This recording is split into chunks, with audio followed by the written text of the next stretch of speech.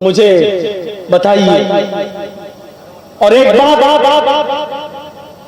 दिल से बताइए, क्या सुमैया रज़ी अल्लाह ताला अन्हा का वाक़या आपने नहीं सुना? पहली औरत थी जिसने इस्लाम की राह में सबसे पहले शहादत हासिल की। औरतों में सबसे पहले कौन शहीद हुआ? हजरत सुमैया। बूढ़ी हो चुकी थी, लेकिन अबू जहल ने पीछे से उसके हाथ बांध लिए, तब कहां पर ये साथी अबू जहल ने उसको बढ़ाने कर दिया। बूढ़ी औरत जिसका एक जवान बेटा हो अम्मार,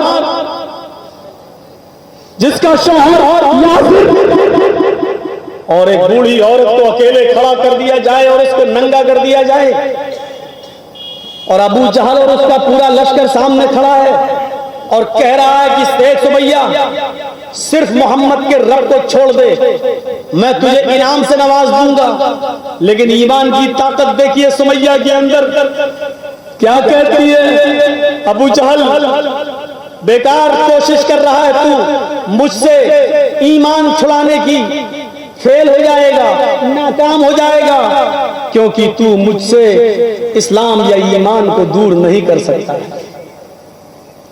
अबू जहल ने नेजा उठाया और सुनो कलेजा हो तो खंजर उठाया, और वो खंजर पूरा का पूरा हजरत सुमैया की शर्मगाह में दाखिल कर दिया।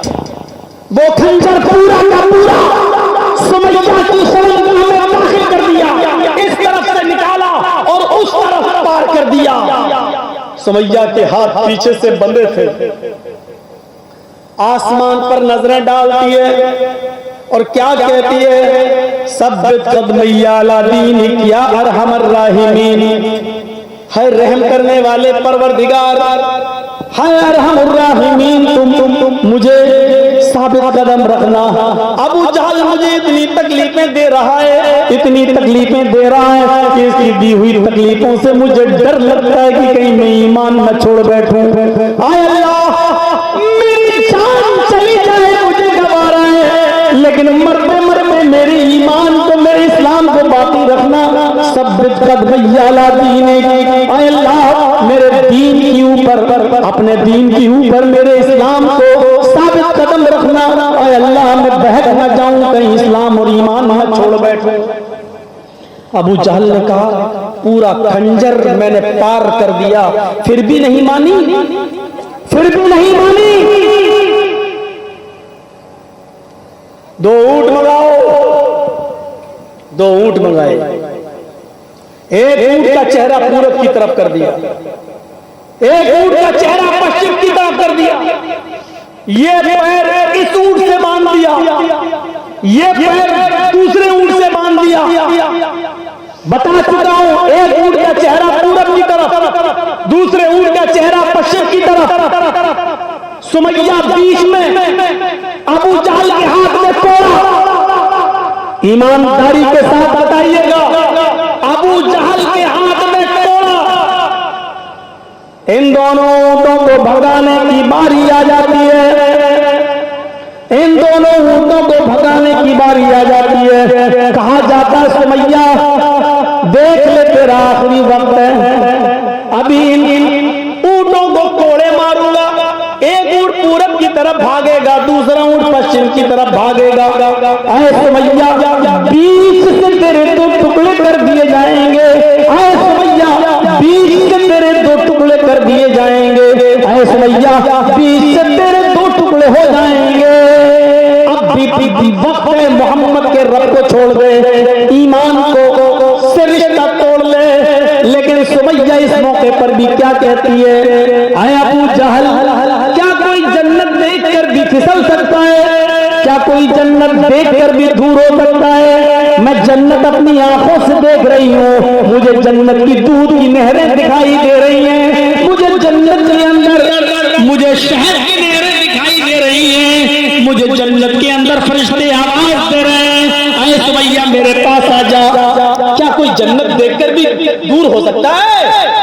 अरे अबू जहल जल्दी इन ऊंटों को भगा, जितनी देर तू इन ऊंटों को भगाने में लगा रहा है, अरे अबू जहल जितनी देर तू इन ऊंटों को भगाने में लगा रहा है, उतनी ही देर मुझे जन्नत में जाने में लग रही है। और अबू जहल ने उन ऊंटों को कोड़े मार दिए, एक ऊंट पूरब की तरफ भागा, दूसरा ऊंट पश्चिम की तरफ भागा, और सुमैया के बीच से दो टुकड़े कर दिए गए, उसको चीर दिया गया, पूरा जिस्म उसका चिर गया, चेहरा उसका बच जाता है और यहां से उसके जिस्म के दो टुकड़े हो जाते हैं। मेरे भाइयों, ये पूरा वाकया बयान करने का मकसद सिर्फ इतना है, ये बताना चाहता हूं कि जब जब ईमान की ताकत किसी के अंदर पैदा हो जाती है तो फिर उसको बदला नहीं जाता है, वो अपनी जान देना गवारा कर लेता है लेकिन झुकना गवारा नहीं करता है। सुमैया ने अपनी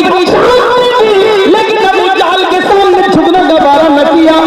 ये हमें और आपको सोचना पड़ेगा, अकेली है, तन्हा है, लेकिन किसी से डरती नहीं है, अकेली है, तन्हा है, लेकिन इसके बावजूद किसी से डरती नहीं है, किसी का खौफ नहीं खाती है। उसने इस्लाम के लिए अपनी जान दे दी, लेकिन झुकना गवारा नहीं किया। ईमान भी होना चाहिए। अमले सवाल है, ये ईमान हमारे अंदर नहीं पैदा। आज अभी चंद लोग घेर लें, हमें आपको और लिंचिंग करें, हाथ पैर बांध के मारें और कहें बोलो जय श्री राम, बोलो जय श्री राम, बोलो जय श्री राम, नहीं तो मार डालेंगे, मरना है ही। ऐसे मौके पर बड़े बड़े दिल गुर्दे वालों के दिल पानी हो जाते हैं, गुर्दे बाहर निकल जाते हैं और उनकी मार खा के हमारे मुंह से निकलने लगता है जय श्री राम, क्योंकि उस वक्त हमें दिखाई देता है इनकी बात मान लें तो शायद ही हमारी जान बख्श दें, शायद ही हमें छोड़ दें। मेरे प्यारे साथियों, हर किसी के बस की में थोड़ी है कि जब जान जा रही हो और दुश्मन सामने हो और उस वक्त ईमान हमारे अंदर पैदा हो जाए। यही तो मैं कह रहा हूं कि अभी ईमान पूरा का पूरा हमारे अंदर पैदा नहीं हुआ है। अल्लाह के नबी सल्लल्लाहु अलैहि वसल्लम ने जब सुमैया की दास्तान सुनी तो आंखों में आंसू आ गए। उनके बेटे ने सुनाई, उनके पति ने, सुमैया के पति यासिर ने सुनाई। अल्लाह के नबी रोने लगे, आपकी आंखों में आंसू आ गई। जुमे का दिन था, जुमे का खुतबा दिया, जुमे के खुतबे में अम्मार बैठे हैं, यासिर बैठे हैं, बड़े बड़े साहबा मौजूद हैं, जुमे का खुतबा देते हैं अल्लाह के नबी।